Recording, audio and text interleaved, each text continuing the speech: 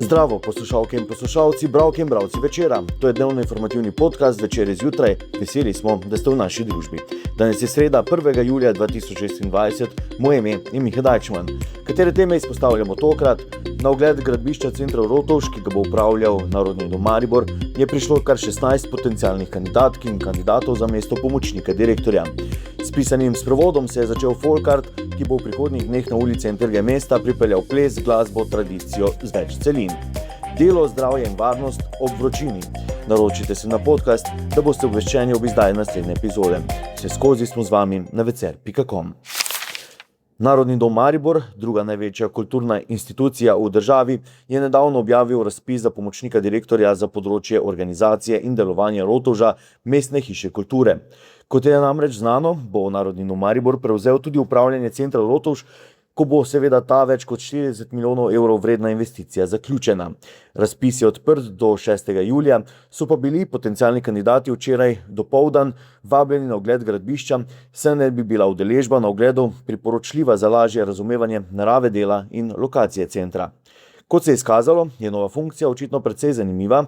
Na ogled je namreč prišlo kar 16 kandidatk in kandidatov, med njimi tudi član sveta zavoda Narodni dom in mestni svetnik Liste kolesarjev in pešcev Željko Milovanović, gledališka režiserja Samo en strelec in Mateja Kokol, nekdanja dolgoletna producentka Art Campa Urška Košica, vodja odnosov z javnostmi festivala Borštnikovo srečanje Daša Šprinčnik, oblikovalec zvoka Andrej Korelič, član sveta SNG Maribor in vodja tehnike Matic Kašnik, nekdanja direktorica študijskih programov Doba fakultete Polona Baloh-Krevmah, vodja modne znamke Koma Katja Janko Puh in organizator dogodkov Mitja Špes. Reportažo Igorja Selana o tem, kako je bilo na ogledu gradbišča, preberite v Večeru in na vecer.com.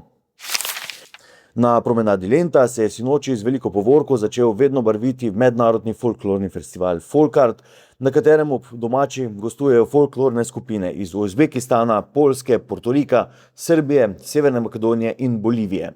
Folkloristi bodo predstavili afriške ritme, andsko energijo, balkanski temperament, karibsko strast, srednjeazijsko mistiko in evropsko folklorno dediščino.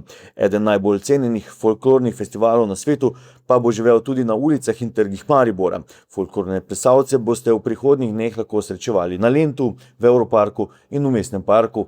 Zaključek pa bo v soboto na glavnem odru na trgu Leona Štuklja.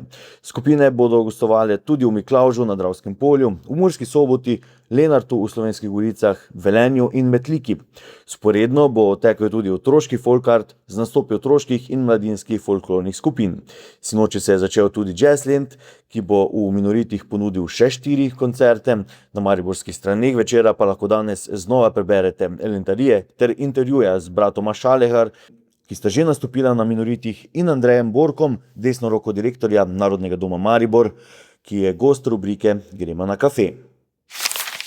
Inšpektorji inšpektorata za delo redno izvajajo nadzore povezane z delovnimi razmerami pri visokih temperaturah. Vsako leto ob prvih poletnih vročinskih valovih prejmejo povečano število prijav delavcev, pri čemer sindikati opozarjajo, da inšpektorjev ni dovolj, posledice za zdravje pa so lahko hude. V UKC Maribor v zadnjih dneh beležijo samo posamezne paciente, ki so pomoč poiskali zaradi težav, ki nastajajo ob vročinskem valu, predvsem zaradi dehidracije. Vročinski val pa ubija tiho, ker je bolj viskozna. Maščobe v krvi, ki so tudi razlog za strdke, so v višji koncentraciji, ker je v krvi manj vode, vse skupaj pa lahko vodi v infarkt. O čem še pišemo v dneh vročinskega vala? Da je prav tako zelo izpostavljena povečana potreba po klimatskih napravah, ki se odraža tudi v trgovinah in visoki zasedenosti serviserjev, in spet velja priporočilo o klimatskih napravah velja razmišljati prej. Včeraj pa smo izvedli tudi zanimiv eksperiment. Na Grajskem trgu smo skušali speči 3 jajca na soncu. Kako se je zadeva razpletla? Rezultat vidite v Večeru in na vecer.com ter na Večerovih kanalih na družbenih omrežjih. To je bil Večer zjutraj, 1. julija 2026. Z vami sem bil Miha Dajčman.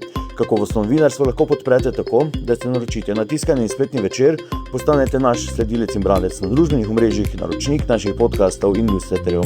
Tako boste podprli novinarstvo, ki prinaša avtentične vsebine, ki jih pripravljajo naši novinarji in jih drugje ne boste našli. Želimo, da razumete, kako se vrti svet, želimo vam odstreti pogled v čas in prostor, v katerem živimo. Veseli bomo vaših komentarjev, pobud in kritik na različnih kanalih, se beremo in slišimo, da boste razumeli bolje.